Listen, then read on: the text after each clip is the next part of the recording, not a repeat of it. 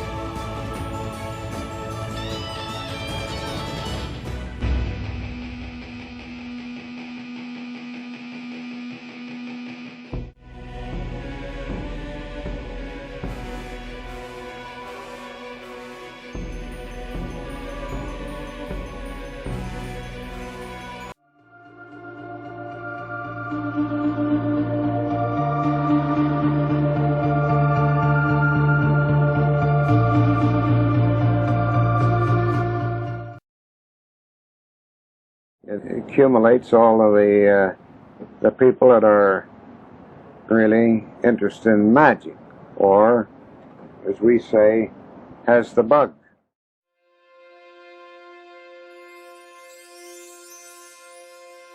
Hidden within the city of Reading, Pennsylvania, there lies a shop.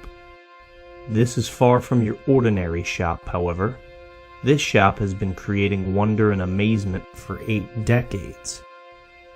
From those who have been going there half their lives, to those experiencing its charm for the very first time, they can't help but feel at home.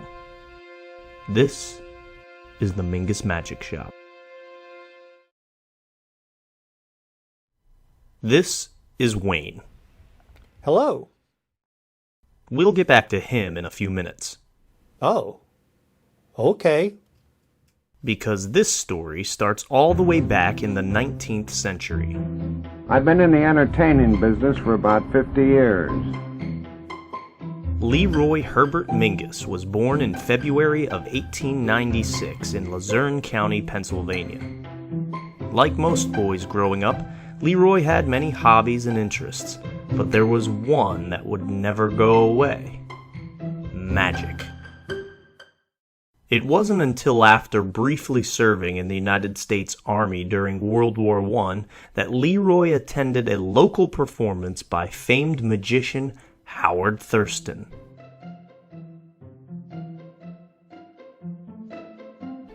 He was selected from the audience to assist Thurston with a magic trick on stage. Following this encounter, Leroy knew he was destined for the life of a magician.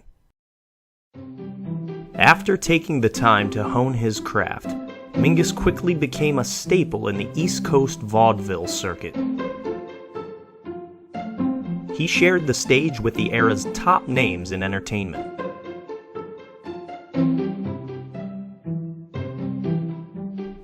Mingus would go on to befriend master magician Harry Blackstone Sr. The two would write and visit together whenever their paths crossed.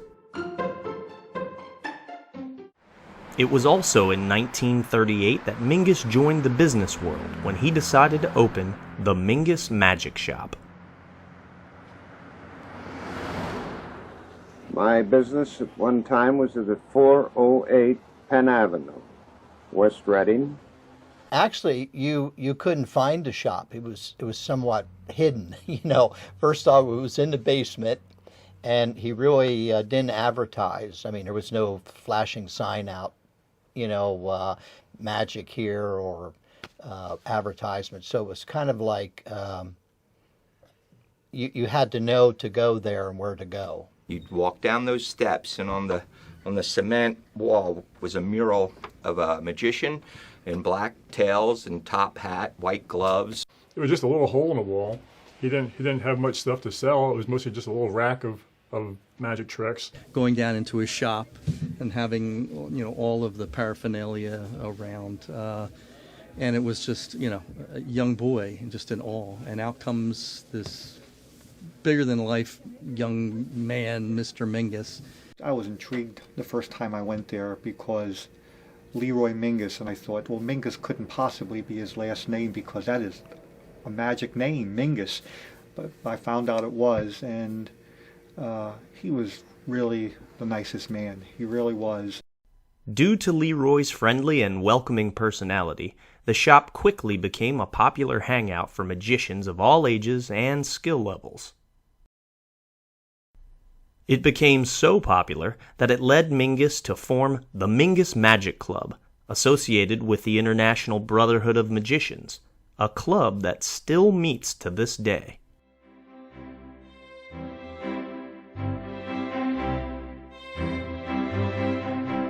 Another thing that the Mingus Magic Shop would become popular for was their feather flowers.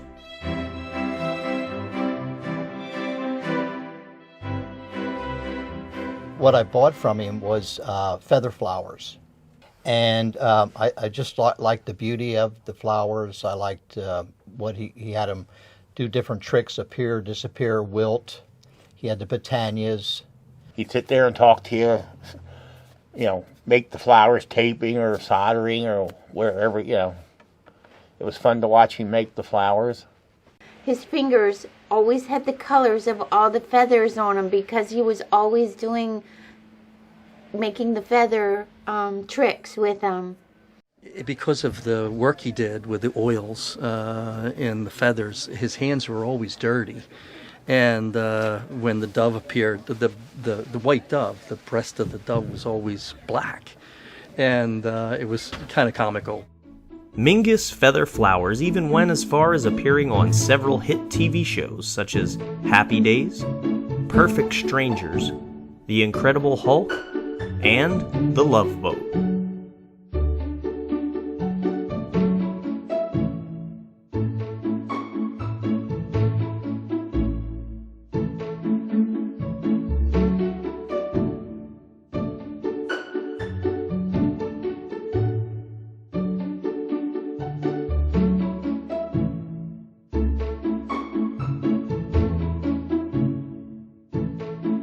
The highlight of the Feather Flowers' fame came when the theme for the 1962 Miss America pageant was magic.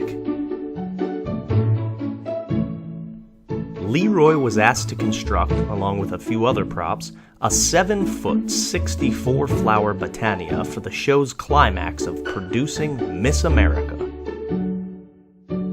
Mingus's creativity didn't end there. He produced many more tricks. So many, in fact, that in 1952 he established the Mingus Magic Manufacturing Corporation. Every time he would come there, he'd have a new trick, and he was also giving. He was very, very giving too. A lot of times he'd just say, here, and give you a trick that, you know, something small or something like that. One of Leroy's biggest endeavors was releasing the Young Magician Magic Set. It was a high-quality magic set that sold for $15 at the time. There's an incomplete set on display at the current shop. Speaking of the current shop, on January 8th, 1968, a young man would walk into the shop that would change Mingus magic history forever.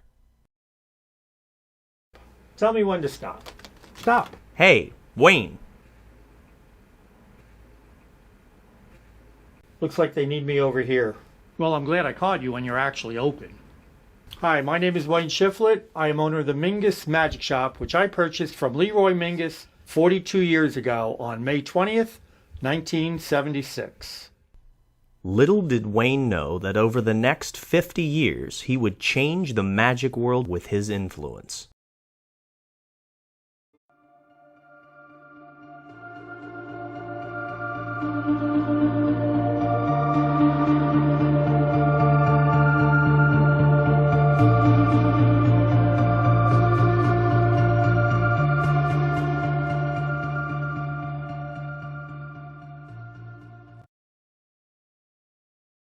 You walk into the Mingus Magic Shop for the first time when? 1968. 1968. And then you walk in, what was your first experience in the shop? Showing a trick where Mr. Mingus would take a ball and penetrate a solid ball, penetrate a solid cups and balls. So breaking the laws of physics and science, basically, right before your eyes. Yes. And ironically, that was also my first magic trick that you showed me how many years later in 1991. So it all comes back around the horns. My version of cups and balls is taught to me by Leroy Mingus 50 years ago. It's done with 3 balls and 3 cups. One at a time, a ball is placed on the middle cup, and at the count of 3, that's 1, 2, 3, goes right through. Let's do that again. Second ball on the middle cup, and again on the count of 3. That's 1, 2, 3, and that one goes through. We have one more to go. The last ball on the middle cup, and again on the count of 3. It's 1, 2, 3, and they're all through. But now the hard part. Hard part is actually trying to find the 4th ball. The reason the 4th ball is hard to find is because it's invisible. I keep those in my pocket right here. Invisible ball on the middle cup, and again on the count of 3. Here we go. 1, whoop, sorry, it fell off. Let's get it back on top. And once again on the count of 3. It's 1, 2, 3, and they all penetrate through. So you walked in for the first time in 1968. You loved magic, and then I assume you just started coming back. And what tell us about that? What happened? Yep, just continue going back and learning more magic from Mr. Mingus and meeting other magicians and learning from them as well. Yeah, I think that's part of my story as well, because once you come into a magic shop, it's not the tricks. It's not about learning the tricks. You become part of a brotherhood and part of you become part of a family, you know, and I think that's where the value of having a magic shop really is. Exactly. Because we can learn magic through books. You know, there are other ways to just learn on your own.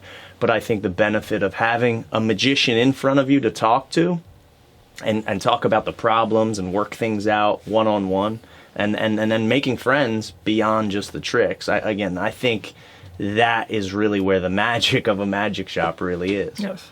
The importance of a brick-and-mortar magic shop. I'm sure there are many full-time professional magicians who got their start in a brick-and-mortar magic shop. Without a doubt. And I'm one of them. You know, You're an example. So you bought you eventually bought the Mingus Magic Shop. 1976. Wow. And so you've owned it since then Yes. for 43 years now. And again, because you bought the shop, I was able to come in and learn magic, become part of this brotherhood and this family of magicians, not knowing that years later I would be a professional magician traveling around performing. You know, it's really because of this shop that you bought that I have a career and the life that I've lived, which I do it 20,000 times over. You know, I've had an amazing time. And it's all because of the Mingus Magic Shop. And that's good to hear. Yeah. Well done. Thank you. Thank you. I learned cups and balls and started going back to learn more magic. That's when I caught the bug. And Leroy just started teaching me more and more. He took me under his wing and knew I was serious about learning magic. Magic was really, really important to Wayne. It really was. Almost to the point of a profession. Yeah, I mean, but with Wayne, it was completely different. He had a different interest in it, and he always has.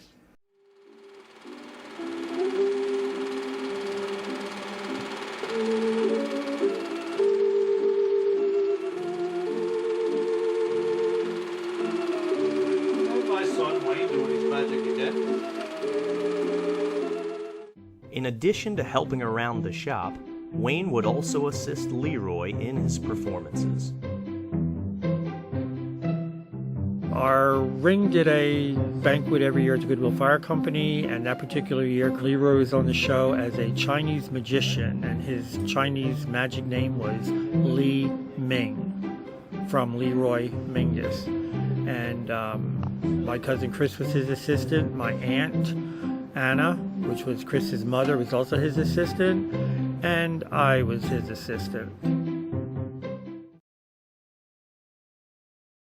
In 1975, Leroy required heart bypass surgery. Unfortunately, he refused to do the recommended therapy, resulting in the necessary amputation of his leg.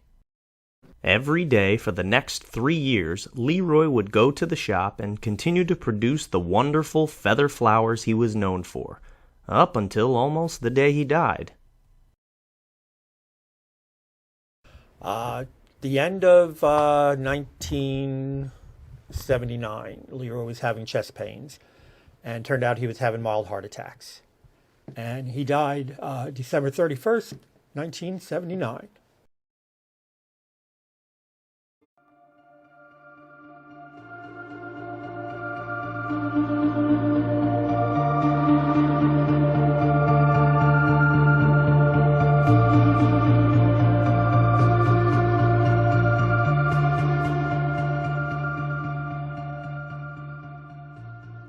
Mr. Mingus not only taught me how to perform, but also gives me advice on how to handle yourself on stage and deal with the public.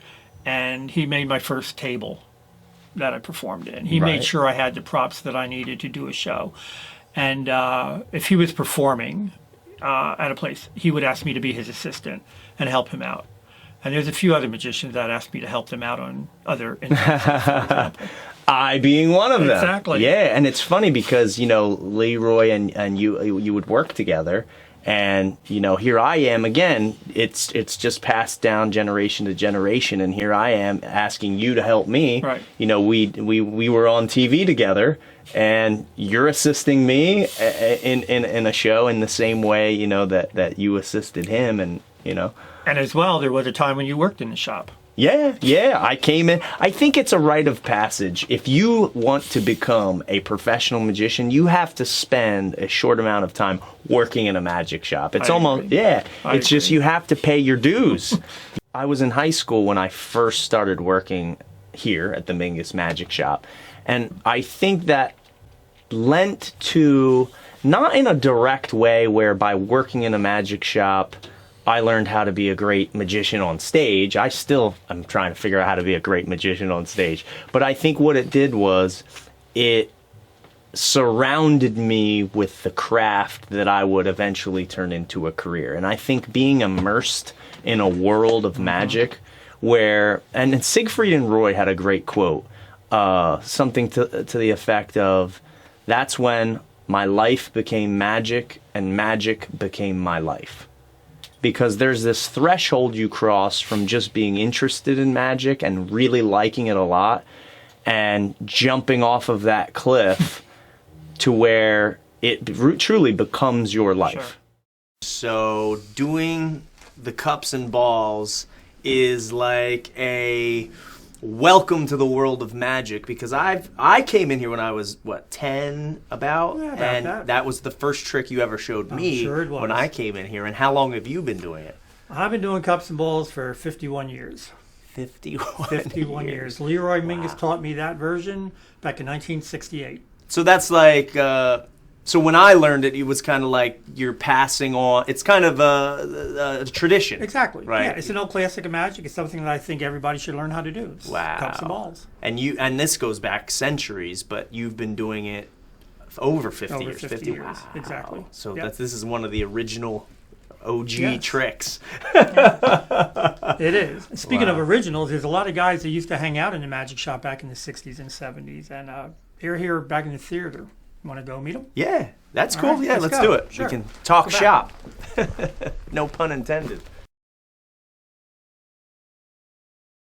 And I love how you guys are talking about things. This is what, 50s, 60s, 70s, that during that era, 60s, 70s. So you still have little tiny losable, breakable things that you hold near and dear to you from that time, and it's lasted decades, and I would assume you're hanging on to these things because they affected you in an emotional way. But he also sold us a lot of stuff we wish we wouldn't have bought. Yeah, that's one thing. I think you after a while, when you go to a magic shop and you buy all sorts of tricks, I think you segment your magic into two categories. Wow, I bought this and played with it for a little bit, and now I have it. And then you have those handful of things that you really, really hold near and dear to your heart. You know what I mean? I think at least I do. I have a little briefcase that has a lot of the very first things that I bought right here in the Mingus Magic Shop. The color-changing records. Okay, now we went from records to cassettes to CDs, right? And so on, and technology has changed. You know, the MP3s and all digital, and then so on and so forth. What about the Styrofoam zombie? Yeah. We talked about that. We all had the styrofoam, but the plastic cup. Ray made a good point, because people say, well, magic as an art is dead. It's not. Actually, it's really picked up with America's Got Talent. Right. Oh, people you like know magic. that. Right. We're on America's Got Talent. Yeah, I think magic evolves with the times, because for an era, I think in the 1990s, CD magic was all the rage, where you would make CDs appear and change color and all that. And of course, that's such an ancient technology now, you know what I mean? And so you have to stay with the times, you know, and then when smartphones came out, you know, you have to, you start to innovate and change. So I think magic is an ever-changing art. Evolving. And, an evolving art that you just don't see the same things. People might take that as a dying art because they don't see the old things. You're right, because we're updating and changing things, you know? So, it's a funny world. Same trick in a new way, kind of thing. It's still remarkable to see some of the young, just card manipulation. You know how it's done, but yet you see it, and it's like, wow. It's incredible. Some of the young people today. And the coins. I'm obviously, you were here in the early days of the shop, and I'm hearing all about, you know, the things that were going on and the tricks he sold and all that. Now, I've been coming here, you know, since I was a 10-year-old, which is a long time, and I know the history of the shop from my era coming forward. And one of the things that I know, at least it seems to be the big thing that Leroy Mingus and this shop in particular was known for, are the feather flowers. Was that Leroy's big trick? That was it. Yep. Feather flowers. He manufactured feather flowers and sold them all over the country. That's what the Mingus name is known for. Feather flowers. Cool. And I think everybody at home would know things about feather flowers. They might not know they're made of feathers, but to make a bouquet of feathers appear is a real well-known magic trick. Yep. Cool. And Leroy taught me that when I first started going into a shop. Wow. And we still make them right in the back room. Wow.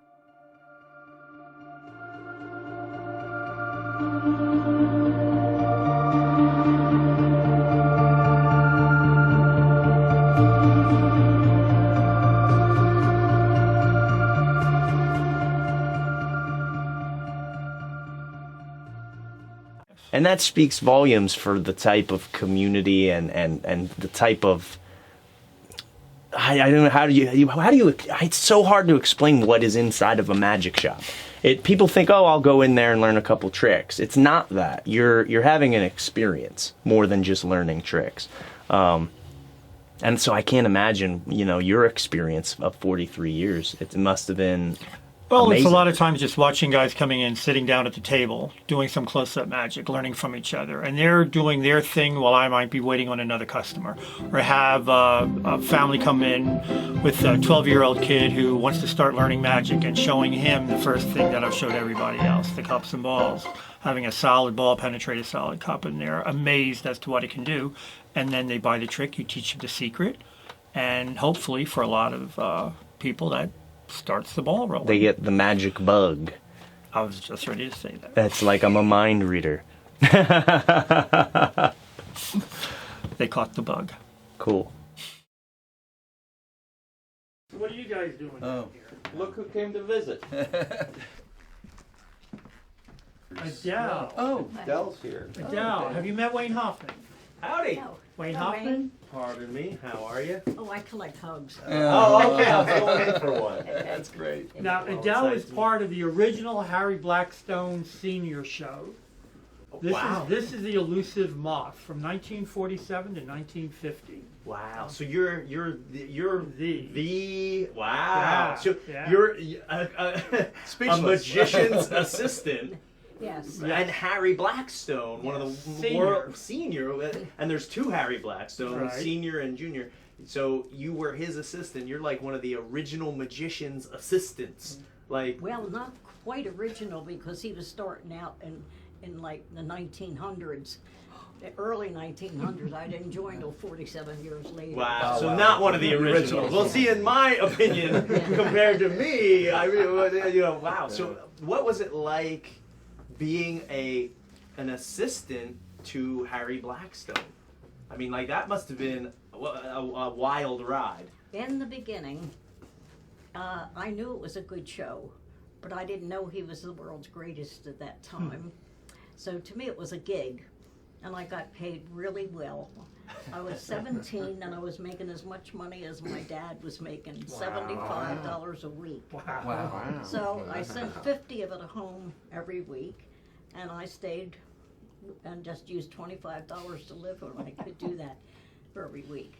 But it was a gig to me to begin with. But afterwards, when I used to see people lined up around the block for tickets to get in the show, I thought, boy, this must be a good show. And it was. Wow. That's And I loved it. I loved traveling, and I loved being an assistant and wearing all the wardrobe and the music and the excitement of first nights in the different towns, and we're going back the next season to another town to meet more people, so it was great. Yeah, going city to city. Now, a lot of people don't realize when they watch a magic show, they say, oh, the magician is doing all the magic, but as the assistant, I mean, you almost don't have a show in a Harry Blackstone type of show without you, right? Yeah, okay. She reached out for the hand. People don't realize, I think the assistants are actually, maybe I'm saying too much here, doing a lot of the magic. That's true. Yeah.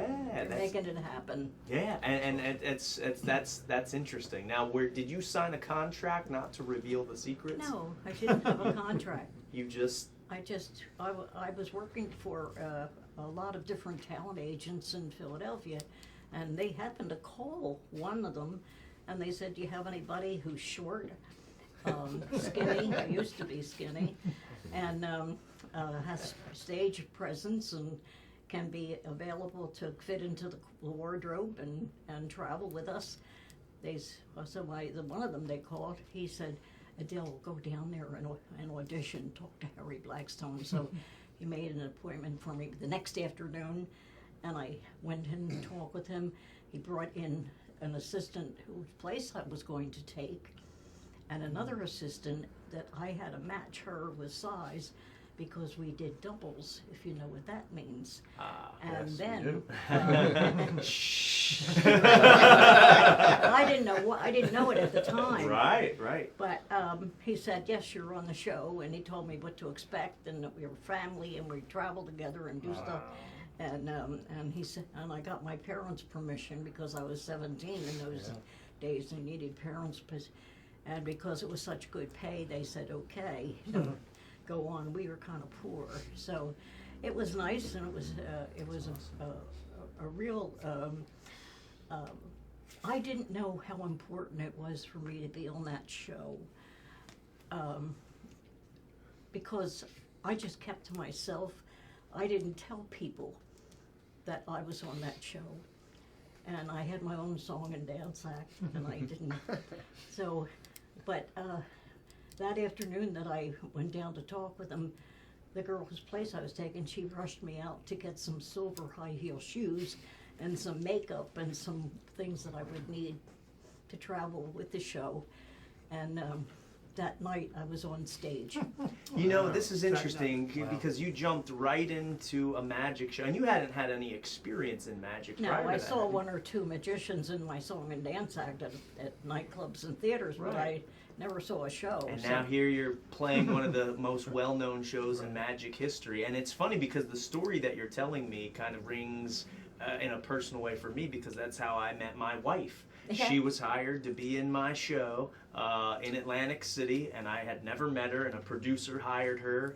We organized this deal, and you know, I did the same thing. I put her in the show, and people don't realize how important she is in the show, you know. And then now here I am, you know, years later, locked in, and that's how I met my wife. So yeah, that's what an experience.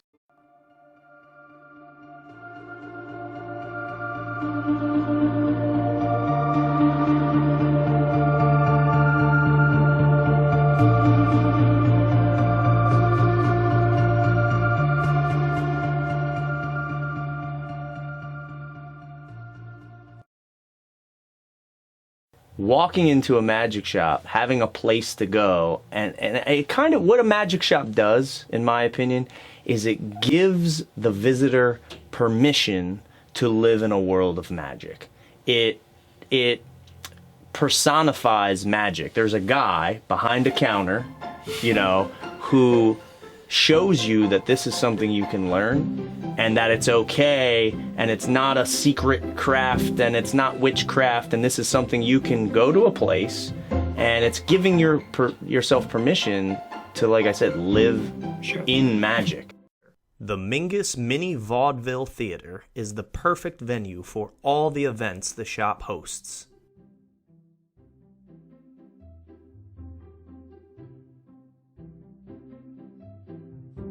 It's a great little stage to practice new stuff on, to come up with new routines, and it's just it's a blessing just to have it, to be able to get up on this stage 1 foot above the crowd and entertain. I mean, that's where we all start from, and we catapult after that out into the world and do magic for all those that are willing to watch and listen and be amazed.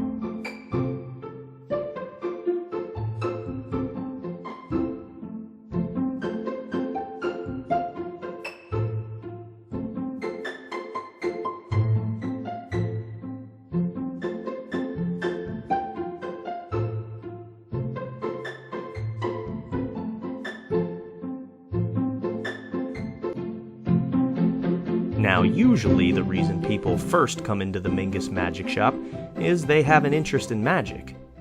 The reason they come back? Wayne. Wayne. Wayne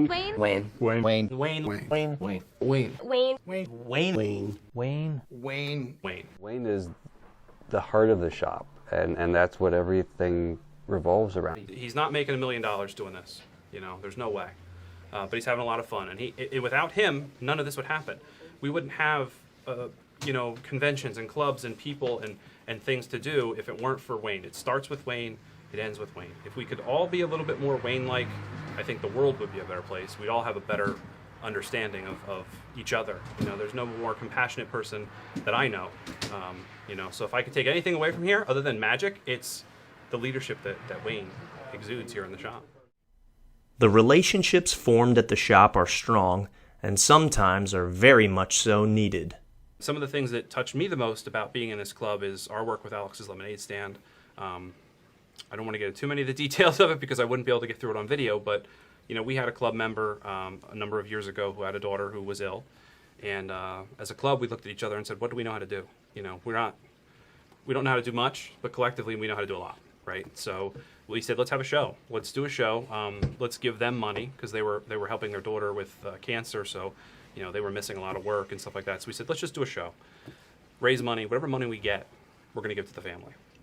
Sadly, we didn't get to that point. We weren't able to hold the show before ultimately she passed. So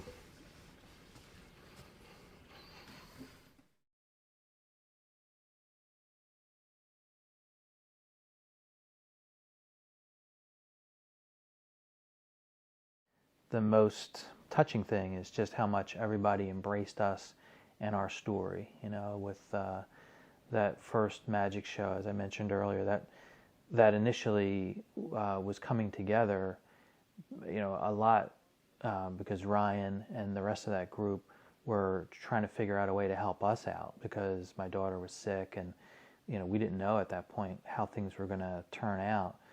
And they wanted to try to do a show as a benefit to us, just to help us with everything that was happening financially. So, and the fact that she passed before we could have that show, was tragic and everything. But immediately the whole group flipped into, okay, well then how can we do this as a way to remember her and to do something positive? And so, that's how the Magic for Miracles show came about, to support Alex's Lemonade Stand Foundation.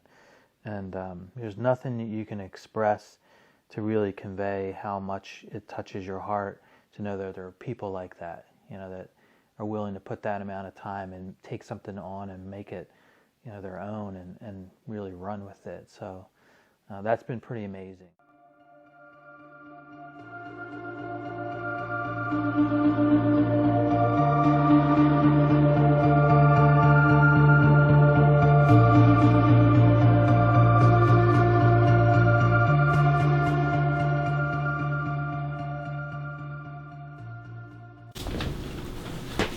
Yeah, so there he is. Yeah. So that's Yeah. Blackstone This is there. Blackstone. And that's Yeah. Leroy Mingus. Mingus, and it looks like, I guess, a letter. Well, this is proof that they were together. Yes. Now, and also Blackstone wrote this letter to Mingus. He hardly ever put a date on things. It was really hard. He would go like January 10th, period. We didn't know what year. That's what he did. Yeah. So, but there's no date on this one, and we checked it out. And he mentioned the name Mummy. Now, let me tell you, Blackstone knew hundreds and hundreds of people when he was on the road. When I was with the show, 1947, my first year, the second year, 48, we played the Raja Theater in Reading. And that they were one-nighters, but it was, we were here. Mm-hmm. It was marvelous. So Blackstone had a lot of friends, and he would always, after the show, in fact, he hired one guy to be the assistant on the show just to drive him. Wow. And he was an assistant, but he also drove because Blackstone really didn't drive his car. He just had somebody else do it. Yeah. So I'm sure that Mingus and Blackstone were together. But he mentions about a mummy. Now, Blackstone, when I joined the show, had a mummy. And it was an empty mummy case that was rolled out on the stage and then opened up, and there was nobody in there, nothing. So he would close it and he would open it up, and there was a mummy in there. And he took the mummy out, and he would dance with the mummy on stage. And then he would put the mummy back in and turn it around, open it up, and it's a girl inside in a beautiful white gown or an Egyptian costume or something. But he did have a mummy in his show. So that might be the reference. Yeah. So they must have had some conversation about the mummy, and that's. Well, I'm sure they did. Yeah. Right. So what does it exactly say? Okay, the letter reads, "Live, laugh, and love. There will come a day when you will break your wand. Remember, the mummy hasn't had any fun for more than 5,000 years." And I never knew what the mummy reference was to until today. And I can vouch for it. That is definitely Blackstone's signature. There you go. That's awesome. Was the mummy a real person when he danced with it on stage? Pardon me? When he danced with the mummy, was that a real person? Or was it just no, it wasn't mummy. It was just something figure. that was made of cloth and thread and stuff. And with a skull, with a skull on it for the face. Wow. And he would dance with it, just a couple of steps, not much. And now, how Wayne? You own this, I assume. Yes. And for how long have you had this? Since I bought the shop in 1976. Wow, and you never knew what that reference was until today. Exactly. Wow. Yeah. Well, thank you for filling us in on that. That's great. Thank you, Adele. Yeah. You're a wealth of information. Magic behind the magic, I guess. Huh? Yeah. Exactly. Wow. Behind the magic. That's awesome.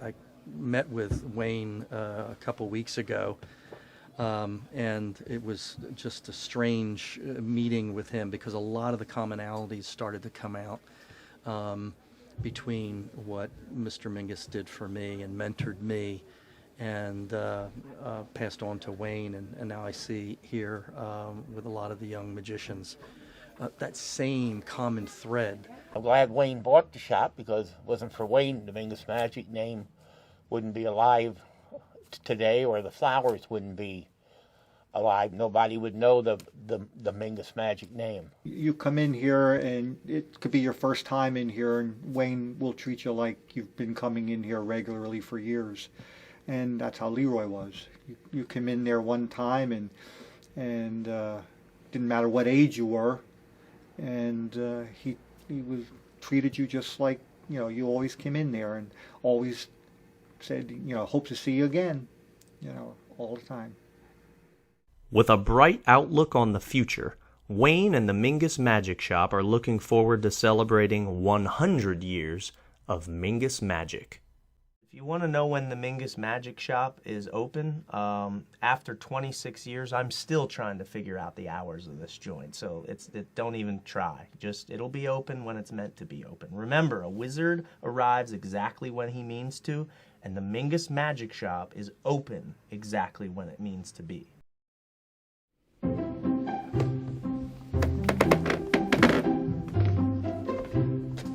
You still here?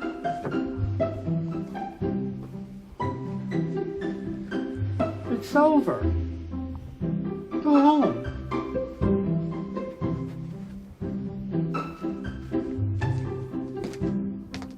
Go!